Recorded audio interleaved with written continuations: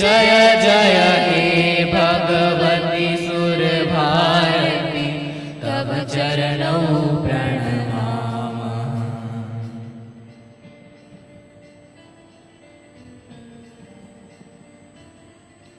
ललित कलामयी ज्ञान विभामयी वीणा पुस्तक हारिणी लघुरास्ताम्नो तव पद कमले निर्गुण्ठा विषहारिणी जय जय हे भगवती सुर भारती तव चरणौ प्रणमामः प्रणमामः प्रणमामः।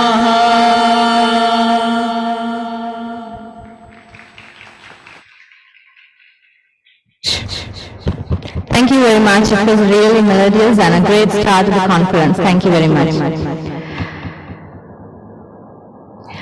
ICSE is an initiative and an endeavor to bring up the concept of sustainability education to the forefront and create awareness on the need to inculcate the same in our each and every day-to-day choices.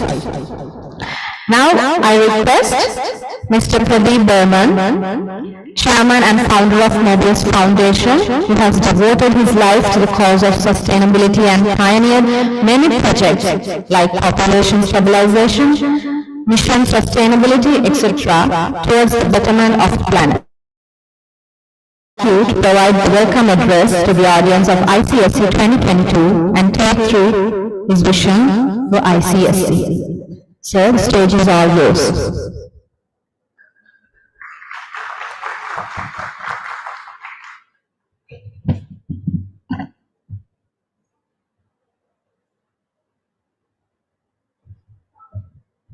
Thank you, Michelle.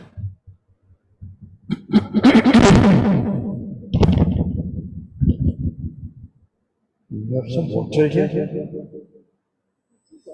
Some water?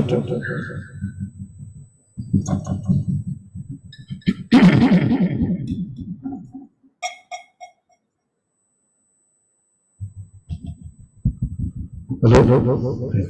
You all right? Thank you.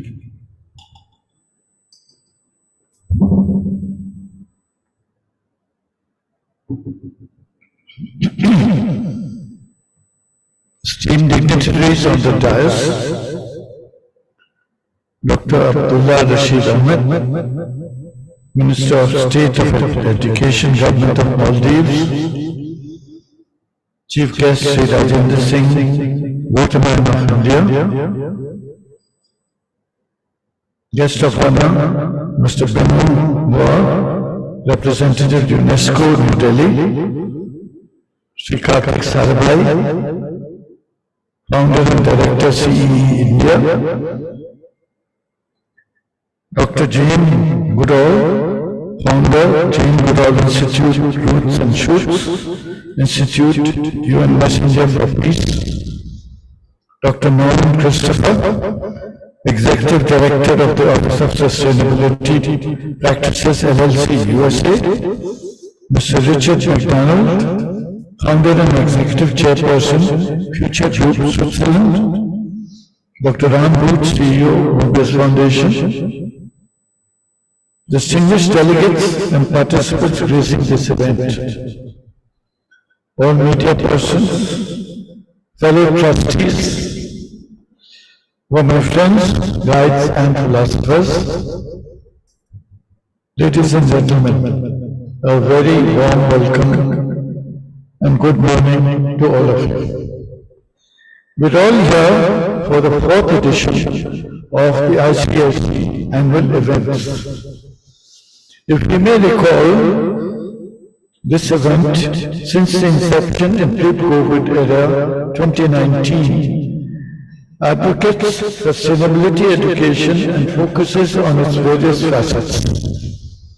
Just to look back and summarize, first edition in 2019 propagated the key role of education and sustainable development The second edition, 2020, promoted the ways of transforming the learning systems in the new norm and the role of the youth in advocates for bringing positive action in protecting the environment.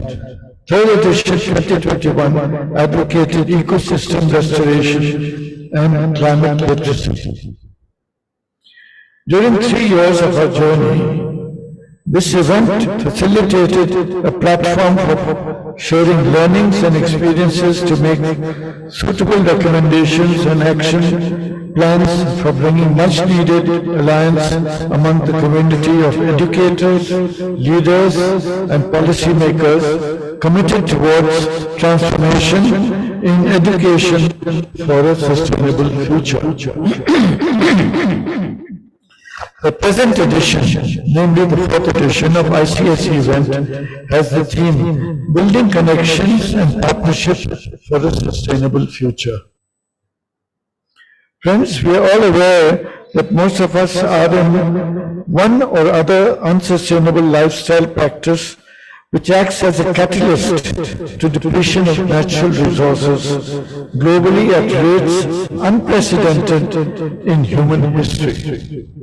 Additionally, in the race of improving our lifestyle, our consumption of resources has increased tremendously, but we missed the focus of building a sustainable living for ourselves, for the survival of future generations. Our planet is moving towards the verge of destroying itself, but it is not too late to save it. We have all experienced the forest fires, the floods, the droughts, acidification and rise in the level of the oceans, the rise in temperatures all over the world, and we must do our part to reverse this trend. As an organization, Mobius Foundation has taken numerous initiatives to promote sustainability as its core concept. For survival of future generations, Mobius works to inculcate sustainable living as part of our daily lifestyle. Friends, all of you will appreciate that any single person or organization cannot bring this change by themselves. Collective efforts are the need of the hour towards this journey. The sessions are adequately placed to debate, discuss, and highlight the key points. It will be great to hear from our dignitaries, speakers, and participants about their ideas, influences, priorities, and comparison to national as well as international standards in the field of sustainability, education, and sustainable development. We have arranged a poster presentation for participants to put forward their reforming thoughts in this vast field. After all brainstorming sessions for the day, a cultural evening is arranged for you to enjoy. To sum up, I assure you that this event will be a milestone for all of us in our journey to provide opportunities to work together, to make connections, and to strengthen partnership for an active tomorrow. I sincerely hope you'll enjoy the next 2 days of thought-provoking debates, deliberations, and networking, as well as the hospitality. Thank you for taking time out for this event.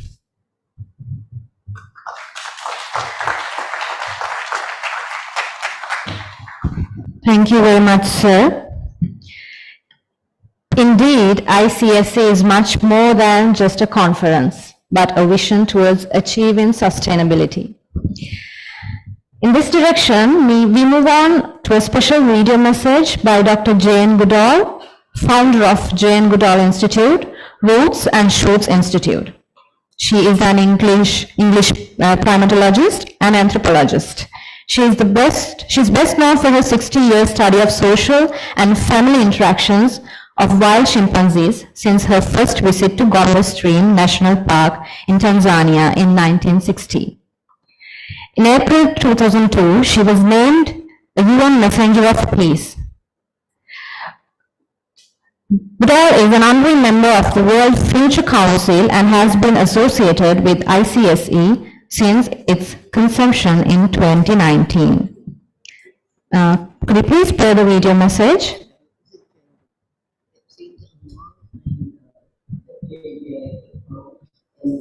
Very successful international conference on sustainability education, ICSE. That was in 2019, and so much has happened since. I'm really glad that JJ will once again be in the group of exploration and helping to organize the full ICSE event. As we all know, the world's in a mess right now, with unacceptable demands being placed on our planet's finite natural resources, while at the same time human population grows. And also we're facing the twin threats of climate change and loss of biodiversity. To carry on with business as usual, to carry on with the idea that there can be unlimited economic growth on a planet of finite natural resources is simply not sustainable. Therefore, I much appreciate ICSE's continuing efforts towards education that will highlight the changes we need to and must make in order to create a sustainable way of living, and also on the need to form relationships and create partnerships to discuss how this can be achieved. I'm especially pleased to know that the importance of involving youth in creating a new way forward will be highlighted. I was particularly excited to learn about one of the Mobius Foundation's projects, Youth for Earth 2022. This showcases the innovation, creativity, and efforts of young people towards making this a better planet for all living things. For many years now, JGI has been inspiring people to understand the importance of working with local communities and improving their lives. Indeed, alleviating poverty is one of our most important programs. For those living in poverty, destroy the environment in order to survive, to create more land for growing food, or to make money from selling timber, charcoal, or wildlife. As I travel around the globe, I find that young people, once they understand the problems and are empowered to take action, are truly making a difference.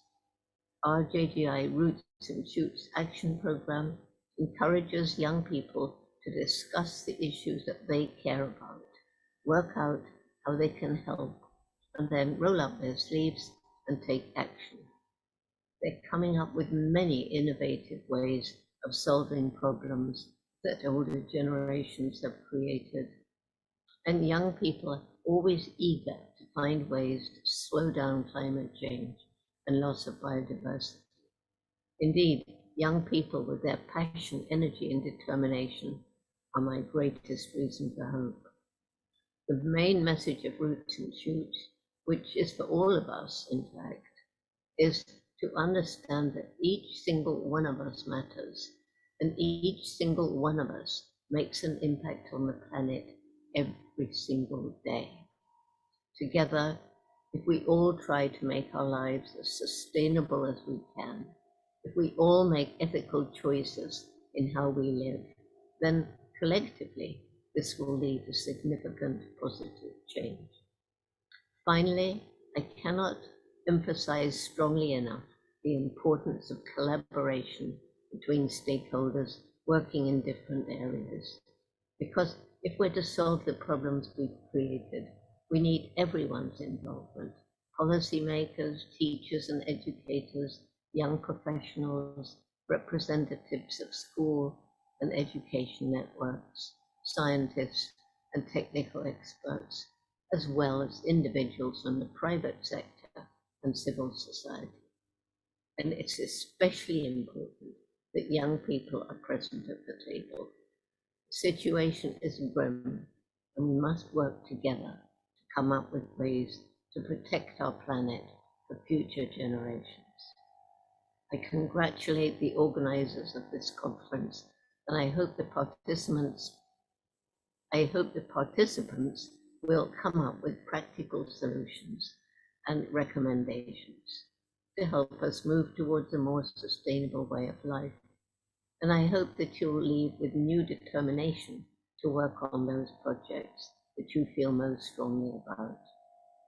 As I hope for the future, I believe we have a window of time during which we can slow down climate change and loss of biodiversity, but the window is closing. We must get together around the world and take action now. Together, we can save the world. We have the know-how. Do we have the will?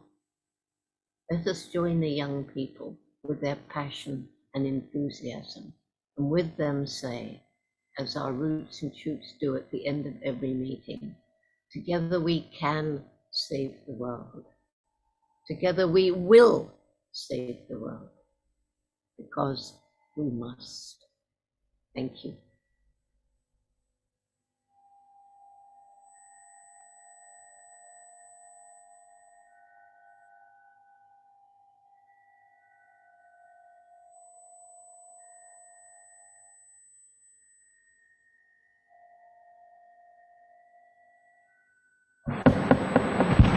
Thank you very much, Dr. Jain, for your inspiring words. You have always been inspiring through your wisdom as well as life. Not only teams admire you, but we too. So now it is time to have amongst us the guest of honor, Mr. Benno Boyer, representative UNESCO New Delhi. Mr. Benno currently serves as the Natural Sciences Program Specialist at New Delhi office, UNESCO. He holds a BSc and an MSc degree in Biology from the University of Osnabrück and a PhD degree in Physical Geography from the University of Paderborn. He has worked in several positions in the area of ecology and anthropogenic impacts on ecosystems in Germany, Ethiopia, India, Qatar, Saudi Arabia, Thailand, and the UAE, including 20 years with UNESCO. He has published and co-edited many books and journal articles in the field of science-based environmental management. Mr. Benno, the stage is all yours.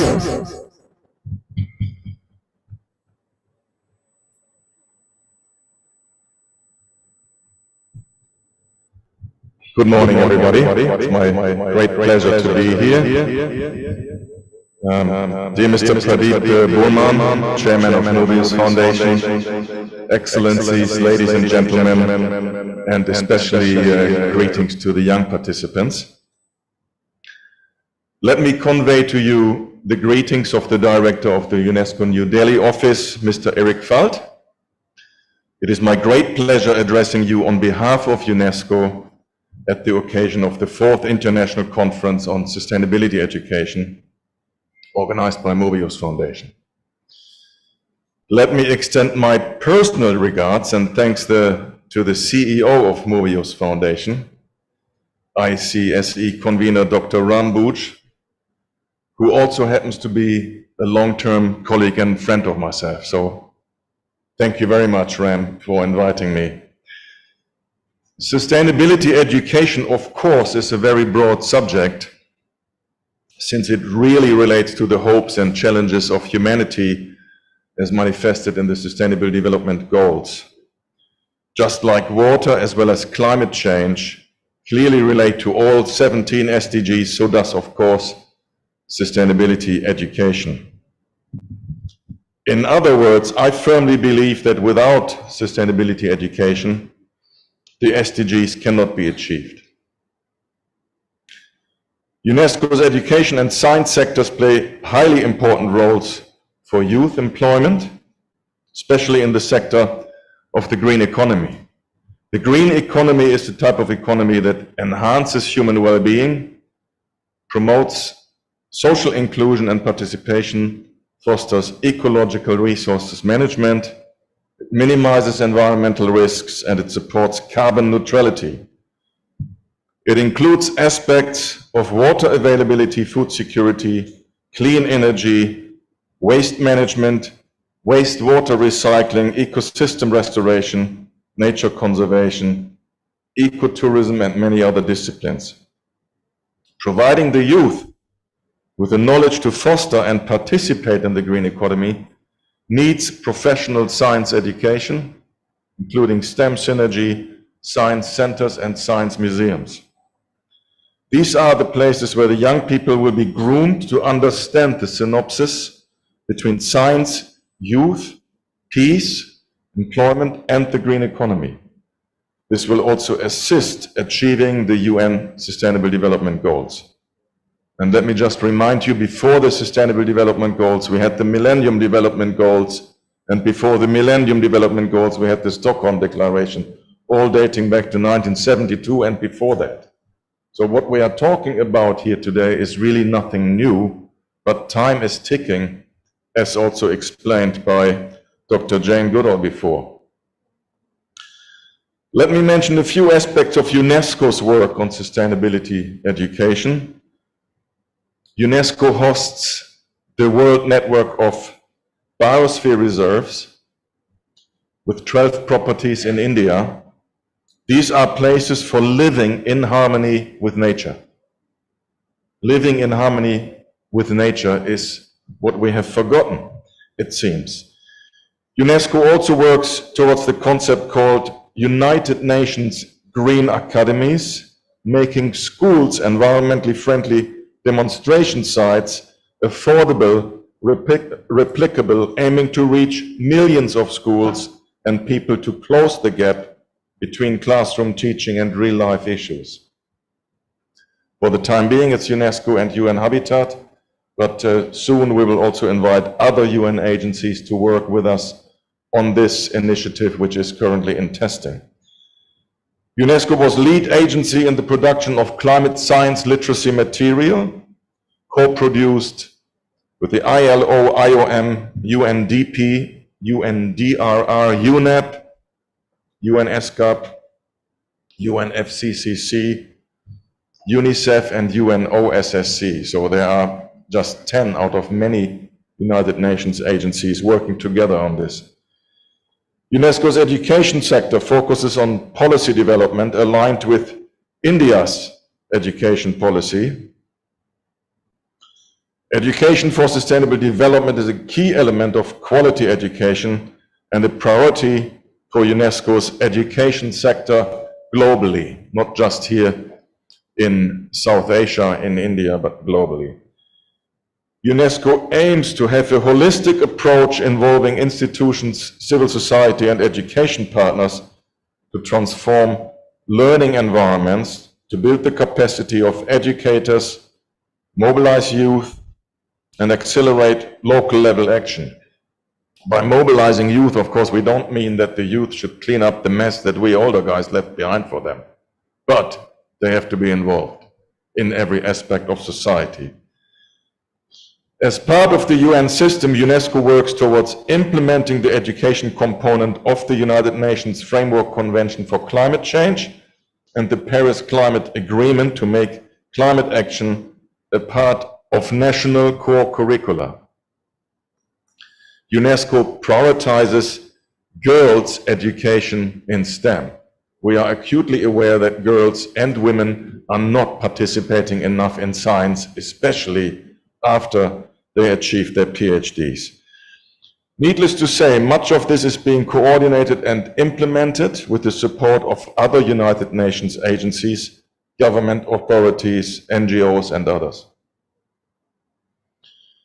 We hope to strengthen our long-term friendship with Mobius Foundation even more and develop new partnership with other stakeholders that will support, nurture, and harness the full power of sustainability education with a very clear aim at contributing to reduce real existing contemporary issues.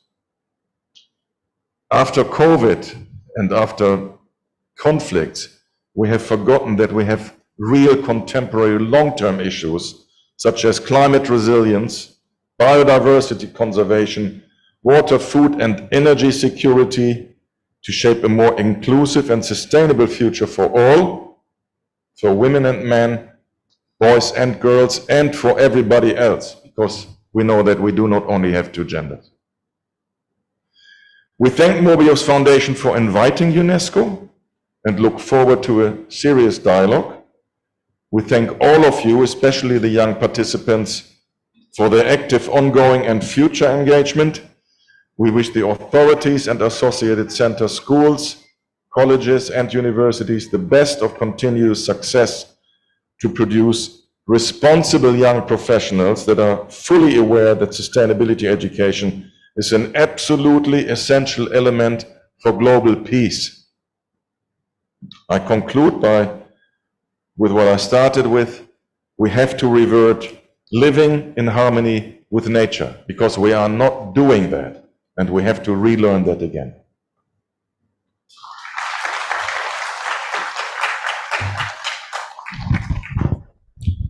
Thank you very much, Mr. Benno, for those encouraging words. Moving forward with the conference, I would like to invite the chair for ICSE, the founder and director, Center for Environment Education, Mr. Karthikeya V. Sarabai.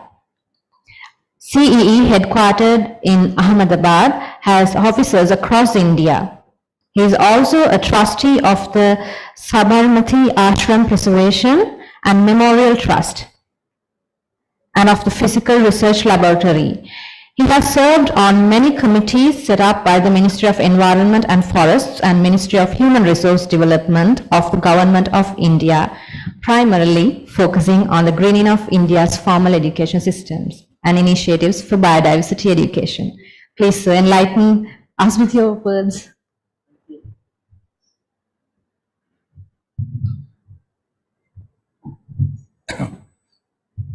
Thank you very much for that. Dignitaries on the dais, several friends and colleagues in the audience, many people who we have worked with for years, and many new ones who I look forward to working with in this spirit of collectively doing something which all the speakers before me have stressed that we get into and start doing it.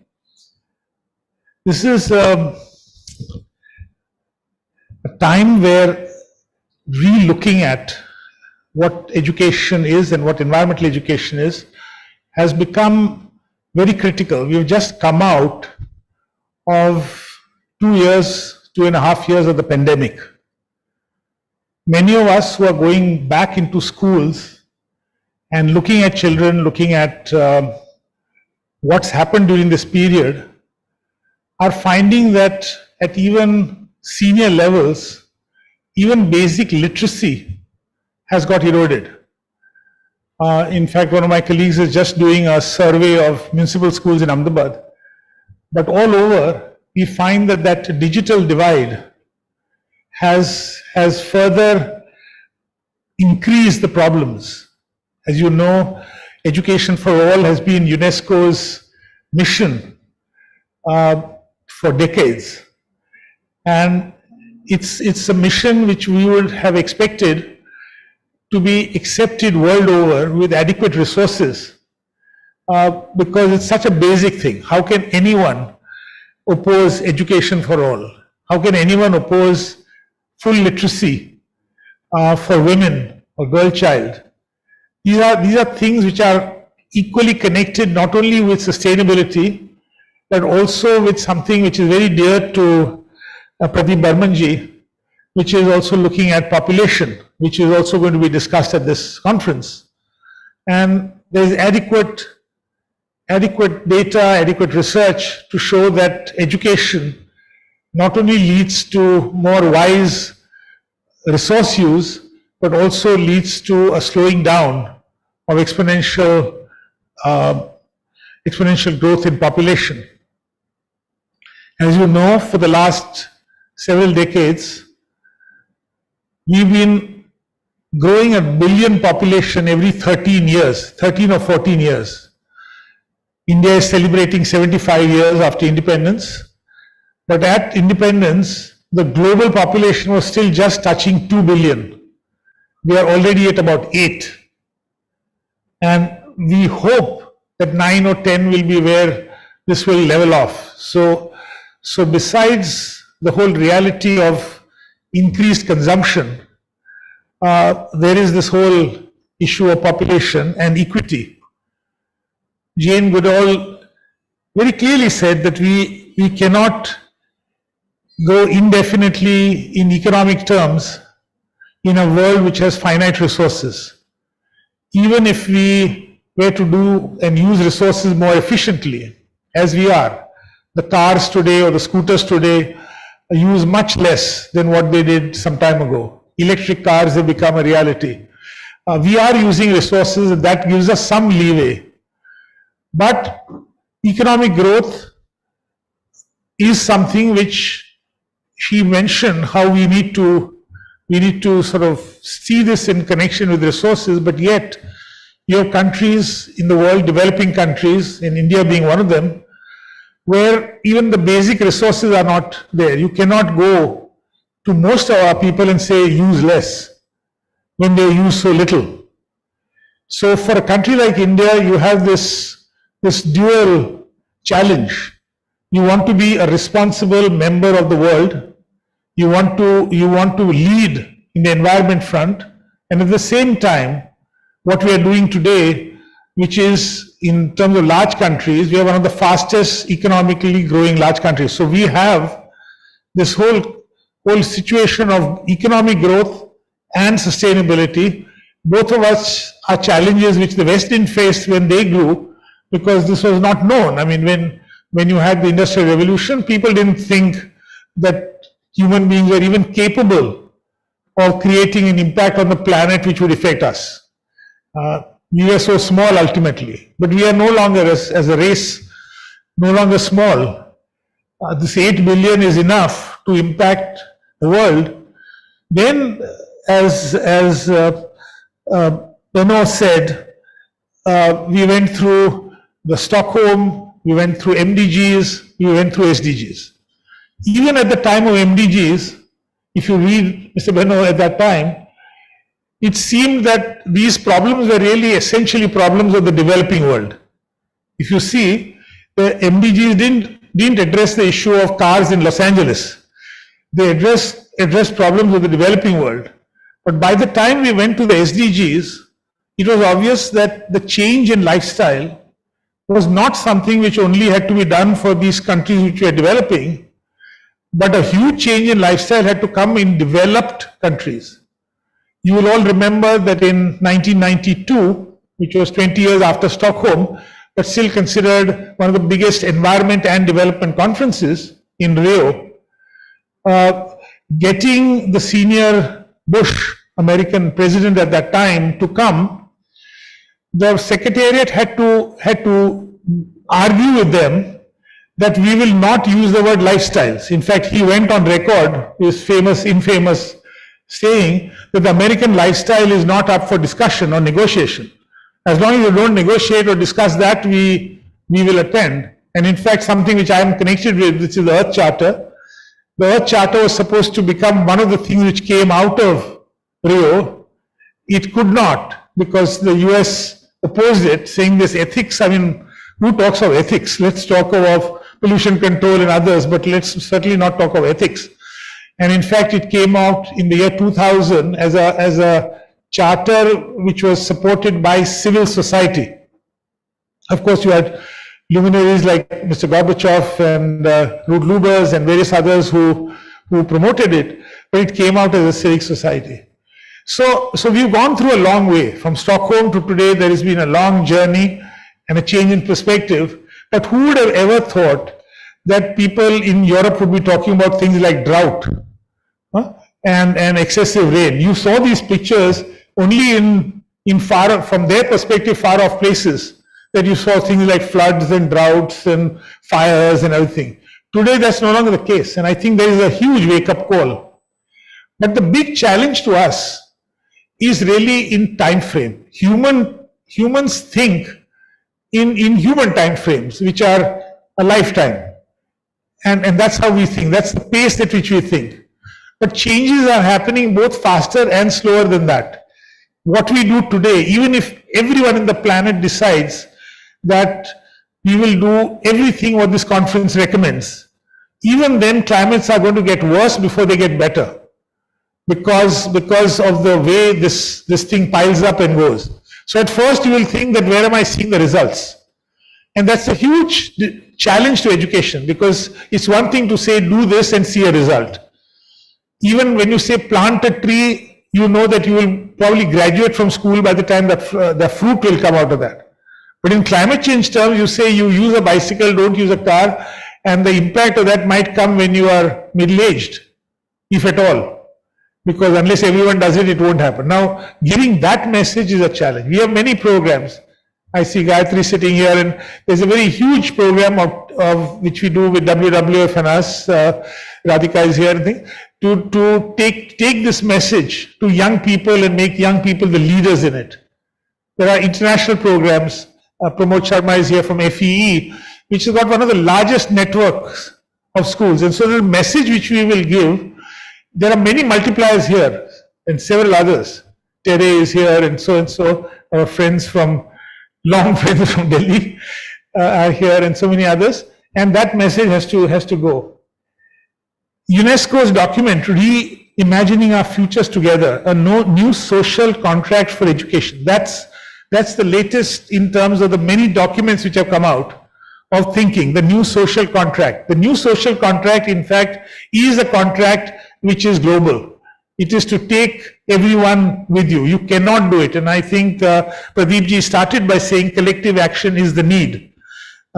Jane mentioned it, so did Mr. Boer and everyone else, that we need collective action. You used to say think globally, act locally, which was fine, and maybe that's still true. But you have to say now a third line, act locally, but together. We can act locally, but it's no longer okay for me to act locally and I'll be okay. It will not be okay. I'll be okay only if my neighbor and his neighbor and everyone else around the globe acts, because there is no way climate change can be dealt with, or even biodiversity loss. And the whole concept of the nation state, we all tell Brazil, why are you destroying, or why are you letting destroy forests the size of an Olympic stadium every hour, or whatever it is. Every hour maybe 2-3 such stadiums go. And Brazil asks, is it only our responsibility as a country to have this oxygen lung for the world, or does the world have to pay for this? Who is to pay for these things? There's a climate justice is well into our education system, and little children are asking these questions. Who pays? Who pays for this? The space which was available is no longer available in the same way. It's like coming into the world and suddenly finding that all the parking spaces have been taken up, and they say, "Aap kyun car use kar rahe? Why are you using a car? There is no space." But aapki car hatai hai pehle. Please move something. Please create space. Now, how did the space get created? Is the historical wrongs to be ignored, or are they also to be part of the discussion? Of course, all historical things cannot be changed, but are they part of that discussion? We have a challenge. On the one hand, we have this huge possibility. I mean, what I used to require going into a huge library and searching and getting that book, today I can, in a minute or two, check it. The same thing happens now in classes. You are giving a lecture and you say a fact, and you know that 10 people are checking, theek bol raha hai ki nahi bol raha hai. You can know, I mean, they have access to information in ways which are completely unknown. And so today you have access, but at the same digital divide, we have people who have just one phone in that family. And we found again in the Ahmedabad case, where we're working with some of the poor areas, that the first person who gets it, if at all, is the male child, and the girl child gets it later. And so even getting hold of that instrument is no longer something which is taken. And then, of course, you have this whole thing on false information. that there is so much out there which is completely wrong, some deliberately wrong, some mischievously wrong, and some just wrong. And how do you go to the right thing? So we are at an age where there is a new opportunity from even the first ICSE. Today, it's post-COVID. This is after, it's great that we are at least meeting here today.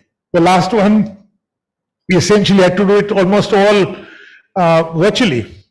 So this one, and to develop a sense of a new aesthetic where the child can't see it, you can't see waste. I used to, as a child, remember many of us in school would draw two hills and a stream coming through it and maybe a little sun growing in between those, and one palm tree or something, and bolo ye apna picture bana diya, nature ka. Now I can't see that. Today it doesn't look like two beautiful trees, it looks like barren hills which don't have trees. So my aesthetic has changed. What I consider acceptable has changed. I'm sure Rajendra Singh will actually show you, or at least describe to you, hills where he's actually changed those things. He has photographs of what it used to look like and what it does look like. But that aesthetic, that other one is not acceptable.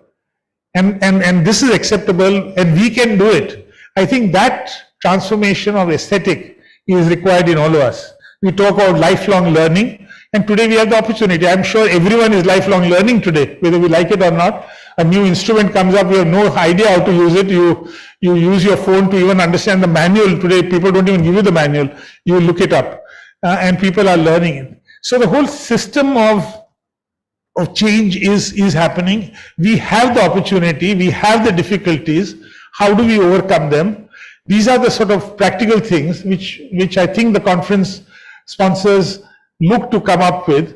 Ideas which we can all in our different respective organizations take, work together, and come out with new solutions. So we all look forward to this meaningful 2-day discussion. There are a lot of people here with great ideas. We hope that in the plenaries and in the breakaway sessions, we'll be able to get it. We have young people who are doing rapporteuring. I think the Vyari young reporters are also here. And that's another whole way. How do we multiply these messages? So let us have this wonderful start. And again, I thank Pradeep ji and my colleague Rambu. Just like UNESCO says he's our ex-colleague, I can also have the same privilege of saying he's my ex-colleague too. And wish you all the best. Thank you.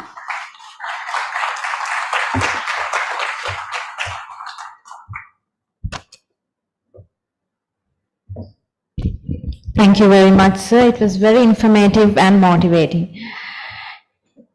So next, we have the Executive Director of the Office of Sustainability Practices, LLC, Mr. Norman Christopher, Executive Director for the Office of Sustainability Practices at Grand Valley State University, with us live from USA. He is known for his work promoting sustainability within the university and the community, and has been a fixture in local sustainability for many years. Among other accomplishments, may I correct it? Mr. Norman Christophers will not be participating live from USA. It will be a video message. So among other accomplishments, he helped establish sustainability as the seventh value of the university and helped establish the Grand Rapids Community Sustainability Partnerships. So now let us see the video message of Mr. Norman Christopher. I would like to thank the Mobius Foundation and Foundation for the advancement of empowering and human knowledge for inviting me to share a few thoughts with you this morning as you begin your fourth International Conference on Sustainability Education. Your theme on building connections and partnerships for a sustainable future is timely, necessary, and challenging. At the outset, I greatly appreciate the importance of sustainability in the country of India. Sustainability has always been at the core of Indian culture, embraced and a desired sustainable way of life, and connected to the United Nations Sustainable Development Goals. So many other countries in the world, India is facing significant challenging issues such as air and water pollution, food and water shortages, waste, and biodiversity loss. These sustainability-related issues are very complex and cross over many sectors, including businesses, municipal government, NGOs, and higher education, as well as other areas.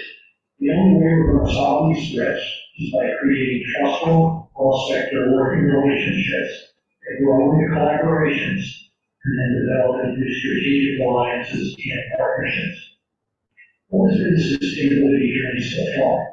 I reflect upon John Washington, who in 1989 coined the term the triple bottom line of economic, environmental, and social performance. It also became known as people, planet, and profits. The triple bottom line has become foundational across the public and private sectors over the last 25 years. Our sustainability journey started first by looking at the opportunities and trade-offs surrounding negative environmental impacts. The obligation to fix the problem became a responsibility. Do less harm was the message. The sustainability journey then led us through continuous improvements to a green stage with win-win strategies such as pollution prevention, eco efficiencies, and lean green manufacturing. Do no harm became our mantra. So where is sustainability headed in the future? Going beyond green is our immediate focus, where sustainability is now being viewed as regenerative.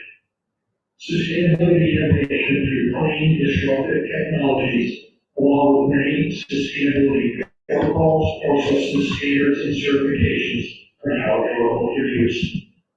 Many companies and organizations now have sustainability embedded in their plans and expressed through clear vision and value statements. Creating positive social impact has now become a major driving force across the public and private sectors, including employees, stakeholders, customers, and community. Noticeable companies such as Hindustan Leader and others are emerging based on values such as openness, transparency, community engagement, and responsibility. These companies are building their future growth on competency, not capabilities. Sustainability efficiencies are now being transformed into sustainability effectiveness through long-term value creation and positive sustainability impact. How are we going to get there? Is there a recipe for success? Well, the first place to start is to begin with the end in mind by establishing purpose, vision, and values for our work. Purpose will drive sustainability moving forward. Conduct a thorough sustainability assessment. You have to know where you are before you start the journey of where you want to go. An in-depth sustainability assessment will identify gaps of resources, experiences, and skill sets you will need for a successful sustainability journey. You can fill these gaps by forming trustful, cross-sector stakeholder partnerships. Partnerships and strategic alliances are an excellent way to obtain resources, knowledge, and capabilities for a sustainable future. All of us need to think differently. We need to change our mindsets. We need to think differently.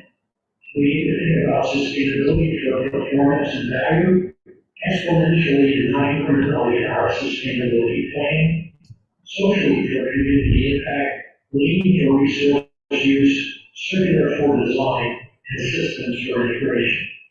We also need to learn to manage expectations across these stakeholder partnerships and alliances.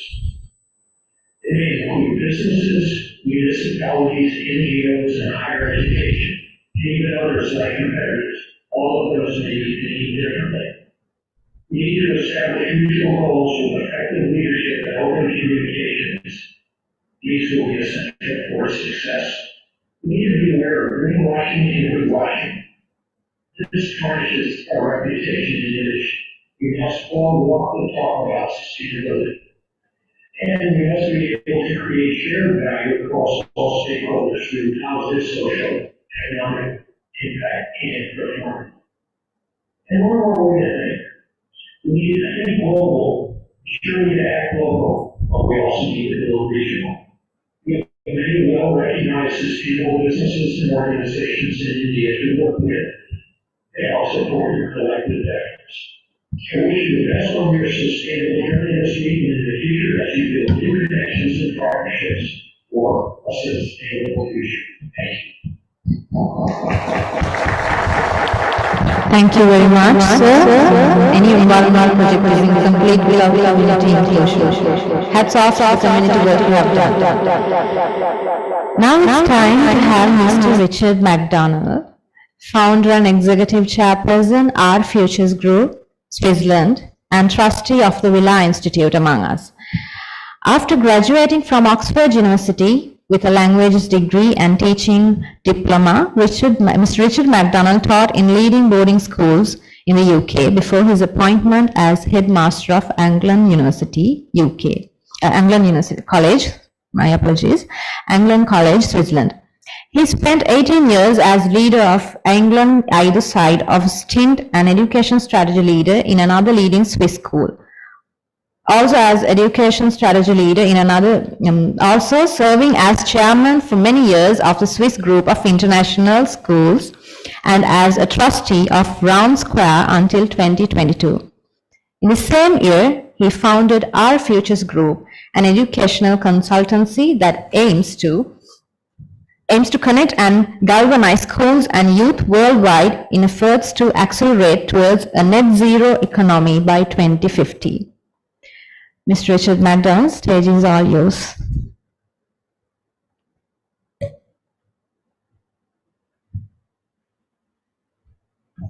Thank you very much, Michelle. Thank you very much to Pradeep for giving me this opportunity to join you here.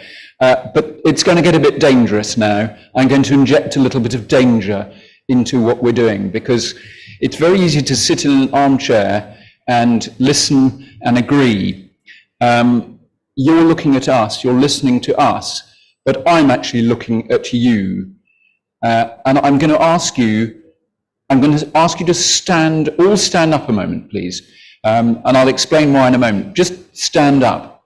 Don't worry, this isn't the dangerous bit yet. It gets a little bit more dangerous because I want you to turn to the person next to you and say, "You're amazing."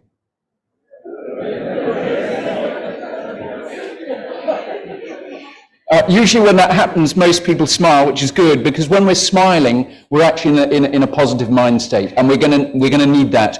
And I'm going to make you come back to this in just a moment. Just before you sit down, I actually want you to stand on your tiptoes, if you feel you can do so without falling into the arms of your neighbour. And I want you to stretch your hands up like that. And you might think that this is actually a gesture of aspiration and reaching for the height, which of course it is, and that's what we want to do. And now come down before you fall over. The reason I'm also doing that is when you've been sitting for a while in a room and the blood has drained out of your brain and out of your listening mechanisms, sometimes we need to galvanize ourselves. And actually, I believe we're here to promote action.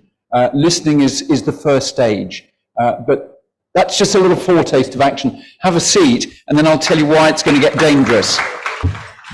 The reason it's going to get dangerous is I'm going to give you some work to do.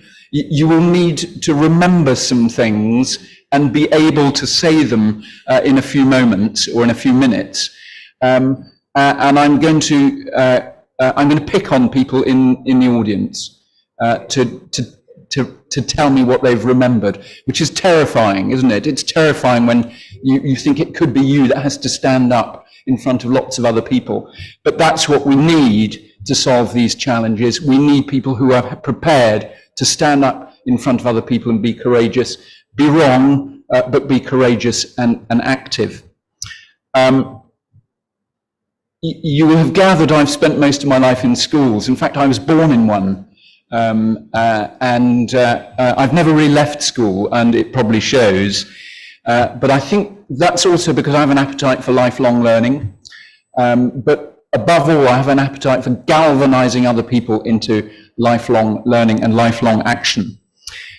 So what I'm going to do in a few moments is I'm going to just mention 5 principles or themes which I believe are really crucial to accelerate towards the development goals, whatever you might call it, accelerating towards net zero, I think we all know we need to accelerate towards something that's better, and I'm going to keep using that word acceleration because we're not going fast enough. I'm going to give you those 5 things, and then I'm going to ask you to remember them. And then just to make it a little harder, I'm going to tell you a story, which gives you time to forget them. And then when I finish my story, I'm going to pick on people here and ask you to stand up and tell me what I asked you to remember. This is called the takeaway moment, when you walk away from a conference and people say, what can you remember about the conference? And you say, well, it was great, but what can you actually take away? I want you to have 5 things to take away, which I think can really help you and others be transformational. And I won't go into a lot of detail because we can put the clothes on these words at a later stage. The first of those is we talk a lot about schools and the content that they should have and what they should be teaching about the needs. But actually what we don't do enough of is developing a school culture. Schools can only be successful in communicating on these key issues and teaching on it if they have a true culture which is at every level of the operation is in line with the objectives that we are setting ourselves. So developing school cultures, those of you that are educators in the room, and I think there are a lot of you, you may be school leaders, you may be teachers, you may be students. We're all students once, we're all experts on schools. What I want you to think about, for the first thing I want you to remember, is school cultures, or perhaps we should call it learning place cultures, because we don't just learn in schools, they're not factories. So school cultures or learning place cultures, that's the first thing that I want you to be able to recall and take away. The second is a word actually that was used just a moment ago by our colleague Norman Christopher, and that is mindsets. Mindsets, it covers a whole range of things, and you can define mindsets in lots of ways. Positive mindsets, negative mindsets, action mindsets, science mindsets. But the reality is mindsets shape the way we behave. And what we need is behavior change. We need the science, we need all these other things, but actions can only come from behavior change, and behavior change can only come from developing mindsets. So that's the second thing I want you to take away, is mindsets. And just a little reminder, the first was school or learning place cultures. I will keep using these repetition things because, believe it or not, repetition drives things into our long-term memory. The third is international, or better still, intercultural cooperation. It's a theme we've heard from others, this notion of cooperation, but it has to reach all parts. And whilst it's become very fashionable to talk about internationalism, and I'm very honoured to be here as a European in another nation, partly because I can bring a new perspective and lens, but also I can go away with a new perspective and lens. That's very important and enriching. But rather than international, which suggests everything's defined by lines of nationhood, intercultural exchange is much richer, because it is our culture, that, not our nation, that decides how we prioritize the values in our lives. So just as a little recap, the first was school cultures, the second was mindsets. I can see some people saying it out aloud because that works for you, great. And the third one is intercultural cooperation. Sometimes it's easier just to remember one word, so intercultural. The fourth is another inter word, but it's intergenerational. And I think it's something we're doing quite badly at the moment, is creating intercultural, intergenerational conversations. And schools are particularly powerful places to have intergenerational conversations, which is not the same thing as intergenerational instruction, where one generation tells the next what it should be doing, what it should have done, and usually how degenerate it's become, and it doesn't see what really matters, which is deeply resented by those people who think that their older generations are out of touch old fogies. So we've got to break down some of those things by generating intergenerational conversations to get the people who are going to be running the world in 2050 need to have a very loud and relevant voice in the conversations we have now about how we reach net zero. So the fourth, and if I just run through the other ones again for you, school cultures, mindsets, I can see people mouthing them again, yes, mindsets, intercultural, intergenerational conversations. And finally, the power of example. It's very easy for us to think, I do my little bit, I'm just one person, I don't make a bit of difference, I feel good about the things that I do differently. I bet everybody in this room does at least one thing that moves us in the right direction, and probably feels guilty about one thing that doesn't move us in the right direction. But you have an opportunity to influence not just by your actions, but by your example. This is a very, very powerful behavior changing thing, because human beings, we shape our actions very often by looking around left and right, up and down. We look around to see what others are doing, because generally we want to be part of the moving wave. So be a force as an example. So there are your 5 things. I'm going to tell you a short anecdote just as like a bit of a brain cleanse, and then I'm going to come back and I'm going to pick on some of you for those 5 things, which are school cultures, mindsets, intercultural conversations, intergenerational conversations, and example. And my short story is about stupidity and adventure. We've got to where we are a little bit in the world by stupidity. We have also got, I think, an inbuilt sense of adventure. And the short story I'm going to tell you has as its central character, I won't call this person a hero because they were very stupid. The central character is me. And I have a great sense of adventure. And about 3 or 4 years ago, I decided that I would drive across a large swathe of southern Africa, and in particular Botswana. And I was stupid at several levels. The first was probably to do it in a 2-wheel drive sedan car with a city girl. And I decided it'd be quite a good idea to drive across the Mahadi salt pans. If anybody knows Botswana, you'll know that this is a particularly inhospitable but very exciting part of the world. And in that particular area, I found myself totally out of my depth, surrounded by elephants that were very unhappy to see me. And I realized that we can launch ourselves into activities without really being very well prepared. If you want to hear the rest of that story, I'll tell you at a later stage, because stories have a habit of going on. But we need to look at our own frailties and our own stupidity.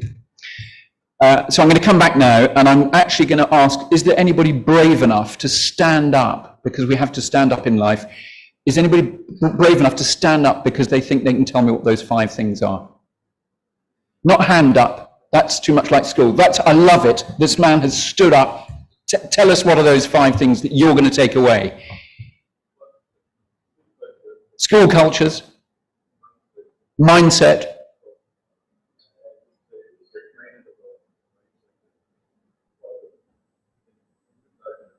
intercultural, intergenerational conversations, setting example. Give this man a round of applause. Brilliant. And if you think you got away with it because I didn't ask you, you won't. I'll be coming looking for you. And if you want to talk about any of those with me over the next 2 days, I'd be very happy to have those conversations. Thank you very much.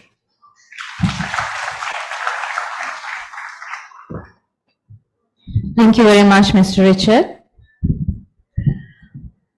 Traveling from village to village, we built almost 9,000 jahads and other conservation structures for collecting rainwater to use in the dry season. an Indian water conservationist, an environmentalist from Alwar district, Rajasthan in India, runs an NGO called Tarun Bharat Sangh, members of the National Ganga River Basin Authority, who finds his happiness, teacher, and life in water. I'm talking about none other than the waterman of India, Mr. Rajendra Singh. He's also a founder member of an NGO called the Flow Partnership, which aims to counter the negative effects of soil erosion and flooding. And he's also a Magsaysay awardee. Please, sir, the stage is all yours.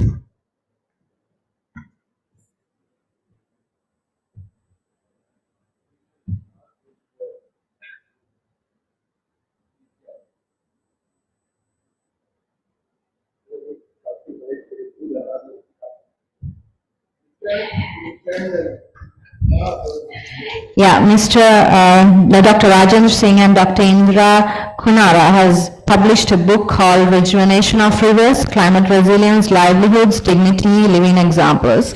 So you are witnessing the releasing of the official releasing of the book.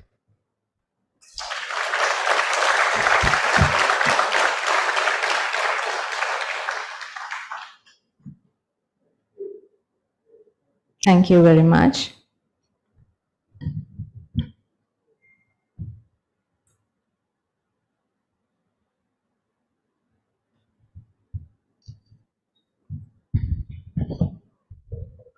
I congratulate to Mobius Foundation, respected dignitaries on dais and this house. मैं सोच रहा था कि मैं इस international conference में international language में बात करूं या मैं अपनी भारतीय भाषा हिंदी में नेशनल लैंग्वेज में बात करूं. So I am asking question, Hindi में बात करें. वाह, रामभोज बहुत काम का आदमी है. Very good, thank you very much. दोस्तों, आप जानते हैं कि ये दुनिया एक है और खासकर यूएन ने इस वर्ष वन अर्थ डिक्लेयर किया, बट यूएन ने ये नहीं बताया कि ये दुनिया कितनी डिसइंटीग्रेटेड है, कितनी बिखरी हुई है और कितने बिखराव है इस दुनिया में, और इस दुनिया को कौन बिखेर रहा है, और इस दुनिया को जिसने एक बनाया वो कौन है. इस दुनिया को एक बनाने वाले का नाम है जल. जल के बिना ना ये धरती एक हो सकती, ना ये प्रकृति एक हो सकती और ना ये मानवता एक हो सकती. तो जल इस धरती को, प्रकृति को, मानवता को एक करने का काम करता है. लेकिन हम भूल जाते हैं जब उसको, हमें उसकी याद जब आती है जब दुनिया में ड्राउट और फ्लड होता है, जब दुनिया बेपानी होती है, बेपानी होकर, लाचार होकर, बेकार होकर, बीमार होकर उजड़ने लगती है, तब उसको याद आता, अरे ये तो पानी की अधिकता भी और पानी की कमी भी दोनों हमारे जीवन की आपदा है. जब ये ज्यादा होता है तब हमारे जीवन में आपदा होती है, जब ये कम होता है तो ज्यादा आपदा होती है.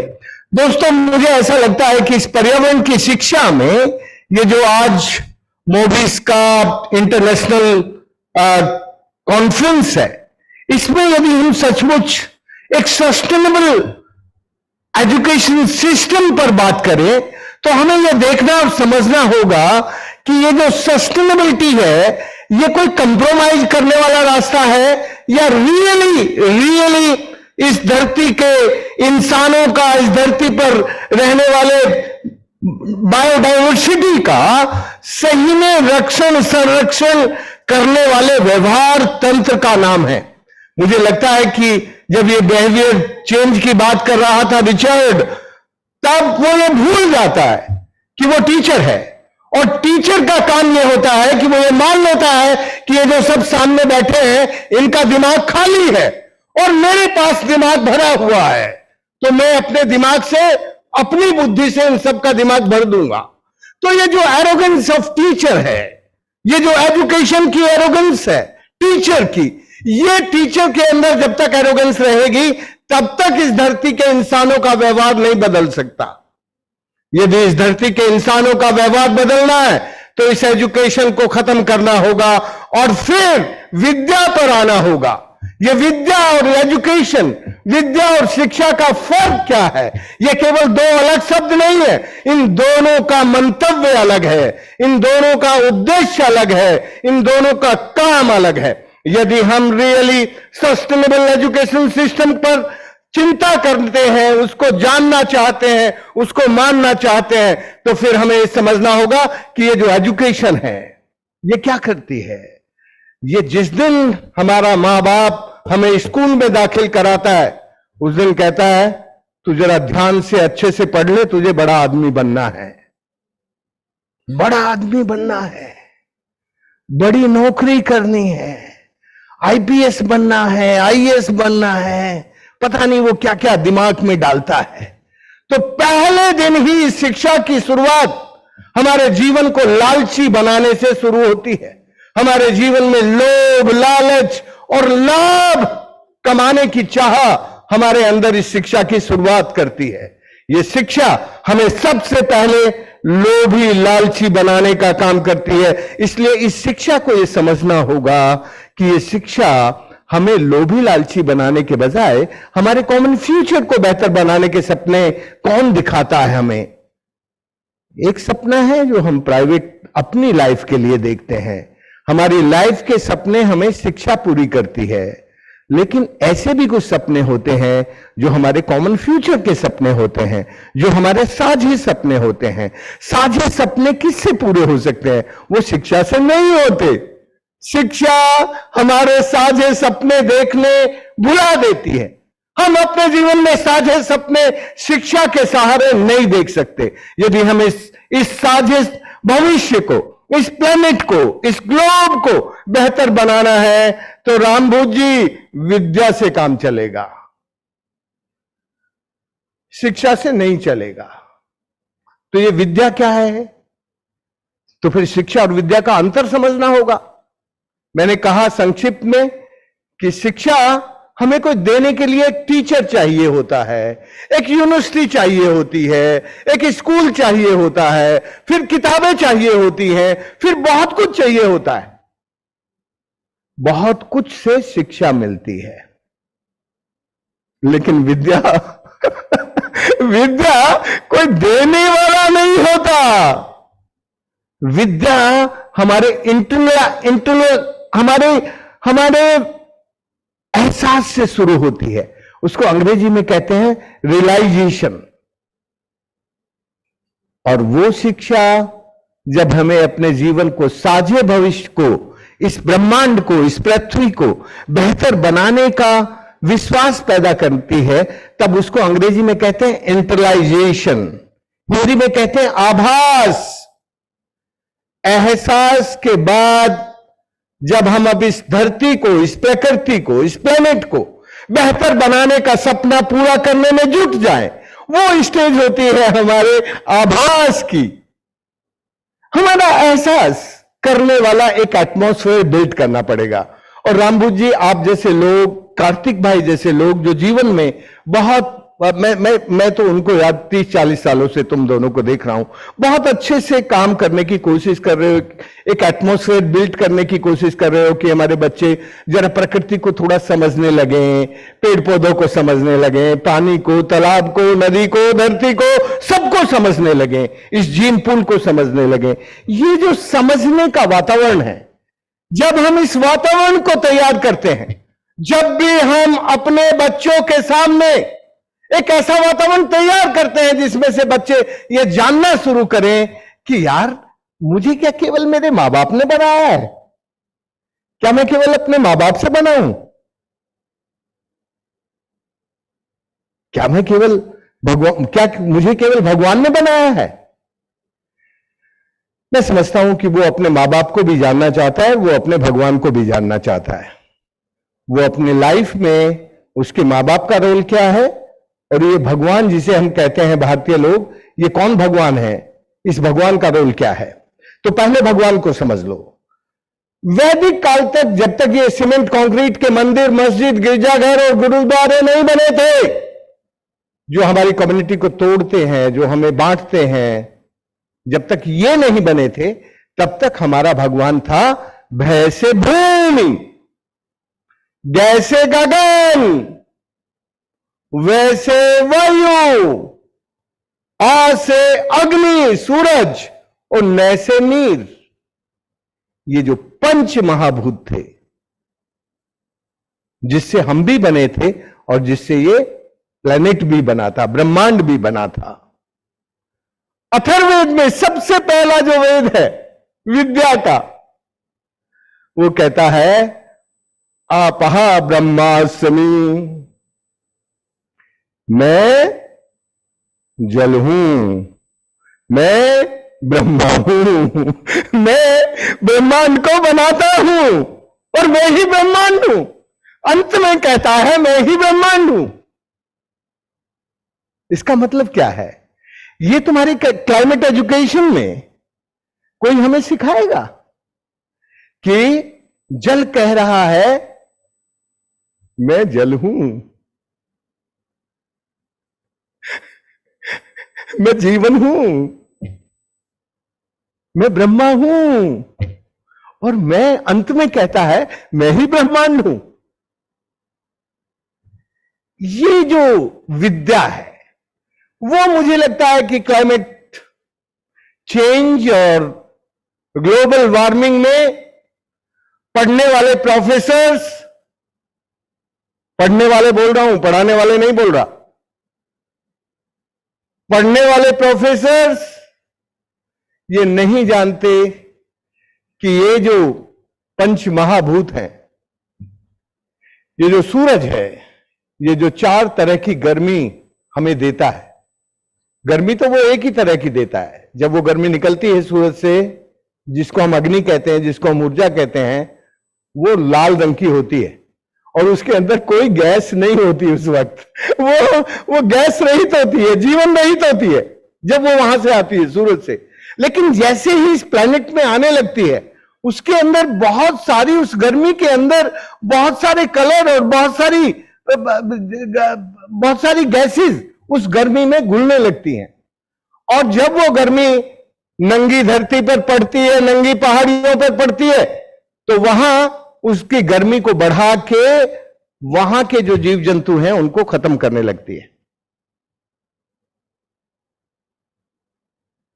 तो वो जो खत्म होने की कहानी है वो हम कैसे जान लें?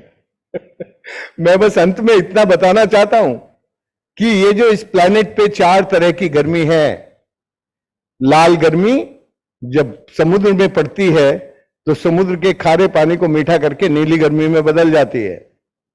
और ये जो नीली गर्मी है, ये जब हरी गर्मी की तरफ मूव करती है बादल बनके, H2O बनके, तो फिर उस हरी गर्मी से मिलके वही जो पानी है, कौन सा पानी, कौन सा जल, वही जल पूरे ब्रह्मांड को दोबारा से बनाने के लिए, पोषित करने के लिए काम करता है। मुझे लगता है कि अब इस वक्त मोबिस को और रामभुज को खासकर ये समझने और समझाने की जरूरत है कि भैया ये जो नया शिक्षा का तंत्र है, वो नया शिक्षा का तंत्र हमारे भगवान के साथ, पंच महाभूतों के साथ सीखे और करे। दोस्तों, जिन्होंने इसके साथ दोस्ती की है, उन्होंने दुनिया में धरती को बदला है, धरती की हरियाली बदली है, लोगों का व्यवहार बदला है। लोग जो गुजर जाते थे, डिस्प्लेस हो जाते थे, वो दोबारा से अपनी धरती पे जाके बसने लगे हैं। हमने पिछले 40 सालों के काम में 17 लाख युवाओं को, जो अपने गांव छोड़ के शहर जाते थे, अब वो अपनी धरती पे रह के खेती करने लगे हैं, क्योंकि उनके पास पानी आ गया। 13,800 छोटे छोटे बांध जोहड़ बनाए, उससे हम कर्नाटक में, महाराष्ट्र में और राजस्थान में 13 नदियों को जिंदा कर सके। मैंने आज जिस किताब को आप लोगों को भेंट किया है, इसमें केवल 2 नदियों की कहानी है। मुझे लगता है कि अब हमें जलवायु परिवर्तन का जो सनातन परिवर्तन है, जिसको आप सस्टेनेबिलिटी कहते हैं, वो सस्टेनेबिलिटी सनातन से थोड़ा नीचे ही है। सनातन का मतलब तो रियलाइजेशन से शुरू होके आगे इंटरलाइजेशन और उससे जो एक्शन है उससे उसको बनाता है। तो हम जरा ये जो रियलाइजेशन और इंटरलाइजेशन वाला पार्ट है, इसको अपनी शिक्षा के सस्टेनेबिलिटी के दौर में यदि हम डाल देंगे तो हमारा जो हम जो मैं कहना चाहता हूं रामबोध जी, वो बात मेरी पूरी हो जाएगी। मैं बस आज इतना ही कहना चाहता हूं। बस मैं कहना ये चाहता हूं कि जरा भारतीय ज्ञानतंत्र में इंडिजिनस नॉलेज सिस्टम में जो विजडम है वो उसको हम विद्या कह सकते हैं। और जो हम नई शिक्षा सीख रहे हैं, खासकर मैकाले से पहले भी ये हुआ, केवल मैकाले को मैं कोई बुरा नहीं कह रहा, सब राज ऐसे ही करता है। जो राजा होता है उसका काम ही नियंत्रण करना होता है, अपने लिए बाबू लोग तैयार करने होते हैं, अपने काम के लिए सब नौकर तैयार करने होते हैं, सबको ऐसे ही करना होता है। इसलिए मेरा इतना ही कहना है कि हम सचमुच दुनिया के गुरु बन सकते हैं रामभुज, सच्ची कह रहा हूं मैं कोई बहुत घमंड की बात नहीं कह रहा, लेकिन दुनिया के गुरु हम प्रॉफिट इकोनॉमिक कंपटीशन के नेटवर्क में नहीं जाके बन सकते। हमें यदि दुनिया का गुरु बनना है तो फिर भारतीय ज्ञानतंत्र से उसको जान के, उसको समझ के, उसको अपना के हम अगली पीढ़ी को सिखाएं। आप इस काम को करेंगे तो मैं मोबिस के साथ हूं। जय हिंद, जिंदाबाद।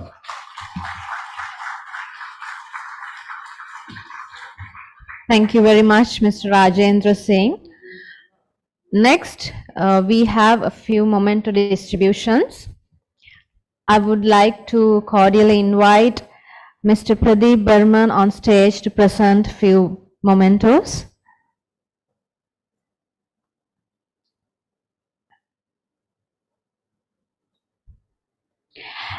Yeah. I would like to invite our chief guest, Mr. Rajendra Singh, to accept the first memento. Mr. Rajendra Singh.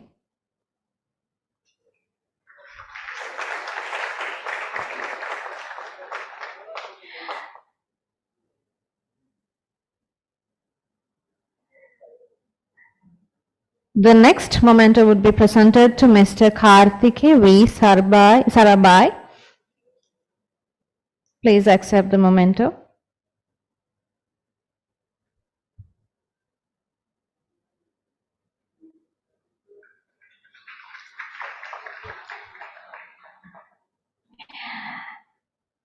Next memento is presented to Mr. Richard MacDonald.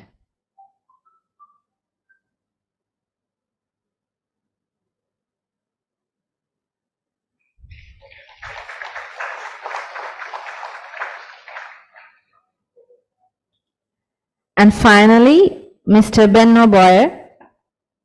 Please accept the memento.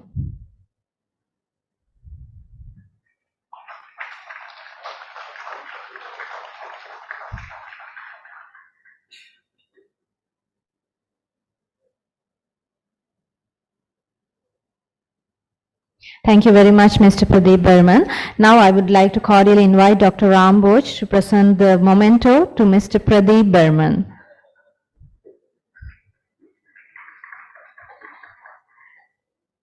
Mr. Pradeep Burman, please accept the memento.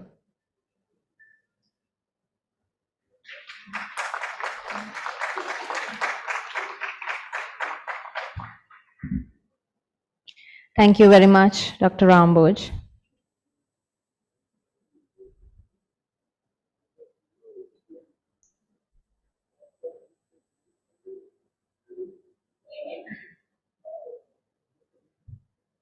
Thank you very much, Dr. Ramboj. Towards the completion of this inaugural session, I take the opportunity to invite Mr. Ramboj to give the vote of thanks to everybody. Mr. Ramboj is the former UNESCO in charge of Natural Sciences section and current CEO of Mobius Foundation. He is a professional with over 35 years of varied skills, expertise, and professional experience in many areas. Dr. Ramboj holds expertise in so many areas from natural sciences, ecology, biodiversity, natural heritage, disaster management, environmental impact assessment, environmental audit, pollution control, climate change, natural resource management, to education for sustainable development, and I may go out of breath with his expertise. So please accept the stage, Dr. Ambuj. Thank you, Michelle. I think it has been overwhelming response experience, and of course there is some delay in the program, but I think I must do this job of thanking all of you, especially our guests on the dais. And to begin with our chief guest, Rajendra Bhai, what an energy. I think he could transmit very well his enthusiasm, his energy to everyone. He has spent his life providing water. As he said, Jal ही जीवन है, मैं जल हूँ, मैं जीवन हूँ और मैं ही ब्रह्मांड हूँ. What an apt saying. And he also said that water is the most unifying force. And whatever we are talking today and will talk for next 2 days, the sustainability, it's all linked with the water. And yes, educators, I would say they are the custodian of water, because through education we have been conserving water. I think this call for transforming education from Shiksha to Vidya, from the formal knowledge system, which was institutional, schools, colleges, teachers, all those, the so-called, what we call it, education. We have lessons from COVID, and everybody is, as Karthik Bhai very rightly said, everybody is thinking about whatever you just exhorted. This reminds me, almost a decade back we had a project with UNESCO, and Jawaharlal Nehru University, my guru Professor Ramakrishnan, together we produced a book. It was basically a dialogue between traditional knowledge system, whatever you said about the Vidya, and the formal knowledge system. I will present that book someday to you. It's in Hindi and English both. So thank you so much for, I think, filling this much needed energy and enthusiasm in this hall, and to the participants, motivating and energizing everyone. Karthik Bhai, Kartikeya Sarabhai, I think he is the moving force, the driver behind this whole ICSE, because he was the first person whom of course we have worked together for almost 14 years, and we know we are very much closely associated with this sustainability, our education for sustainable development journey.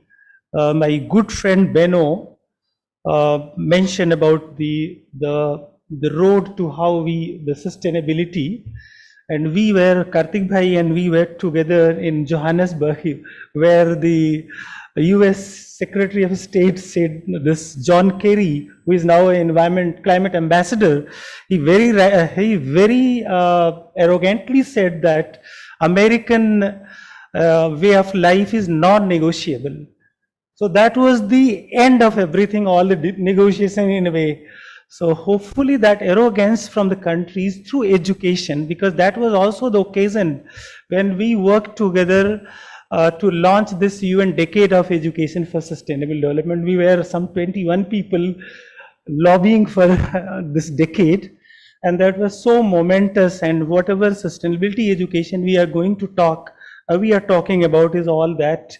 And of course, later when I joined UNESCO, it was really how this whole journey towards sustainability and education has progressed, and how this is adding value from all of you.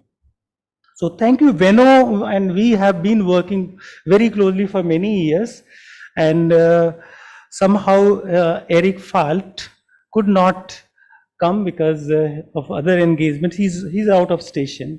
So, but Beno, his colleagues Neha and Huma Masood, they all are here, and they all, my strength, whenever I need something, I just look back to them, go there and give all kind of support. So thank you very much, the entire UNESCO team, to be with us. Kartik bhai, your team is fantastic. I could see many faces, my ex-colleagues, they are adding value. Jane Goodall, I think Shweta and her team, there are many people from all over the world from Jane Goodall Institute have joined us. Her message was so moving. I think she mentioned about the importance of collaboration. The theme of today's this fourth ICSE, building connections and partnerships, that she emphasized very well. And she said that we have almost all the knowledge, but where is the will? And that is what is needed. And she again mentioned that together we will save the world. That was her, the hope that she gave. And I think that hope transmitted to everyone here. I think we have Naman Christopher. He will be speaking on in another session on circular economy as well. Online, he will be live there. In fact, I think his video message was very apt to today's conference. Richard, I think he's incredible. He started preparing to come here on Sunday, if I remember. And I just advised him to join us online, but he made it. I think you can all, the kind of energy. So he's incredible. I think there will be many occasions to meet you all. I'm not going to take much time. Just one other mention that I would like. Yesterday, as a curtain raiser, the pre-conference youth conclave, those of you who have attended it was again very, very encouraging.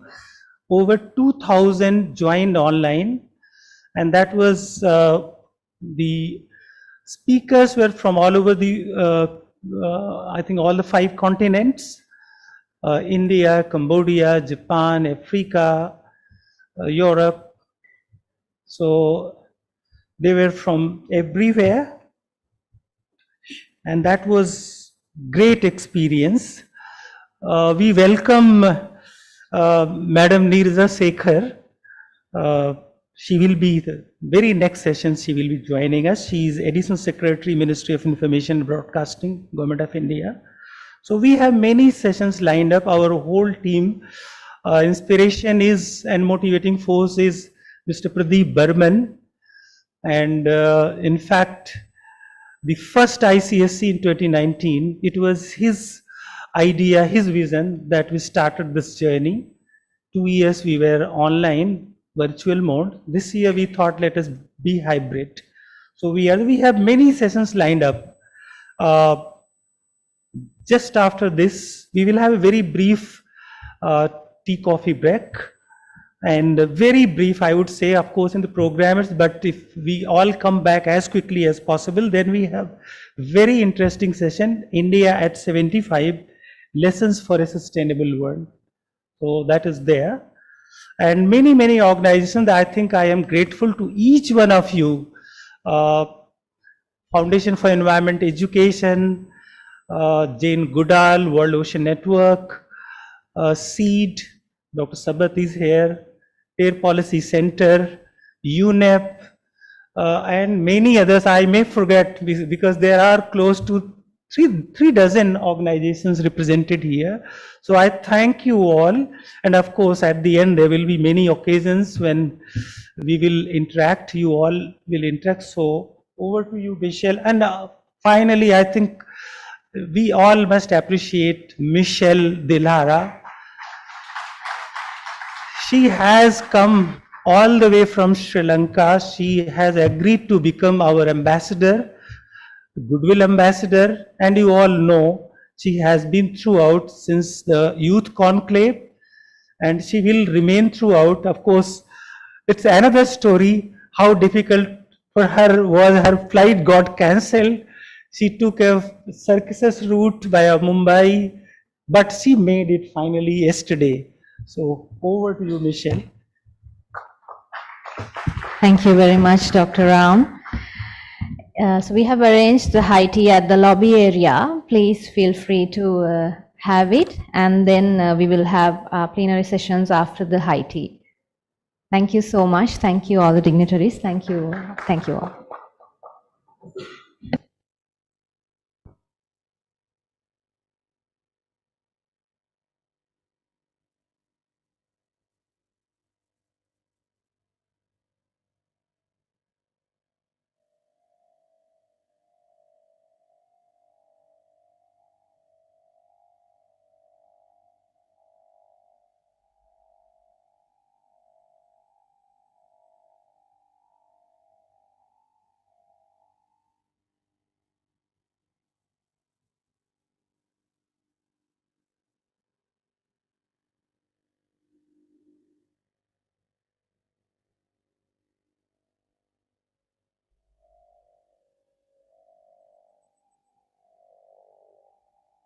Attention please, everybody please be available for the first plenary session within 15 minutes.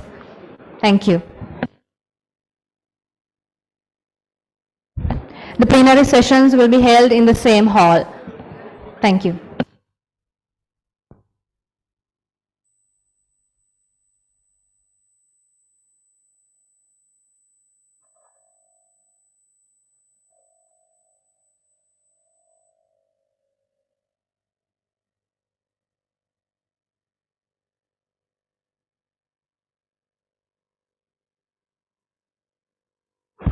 To be exact, please be present in this hall at 11:55. Thank you so much.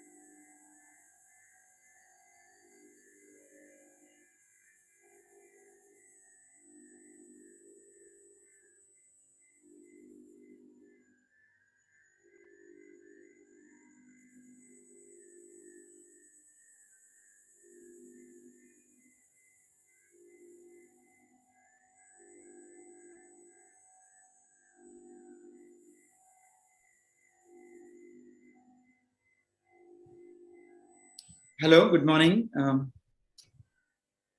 Can you hear me? Anybody there? Hello.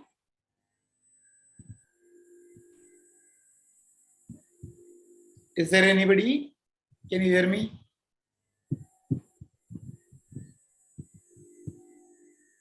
Hello.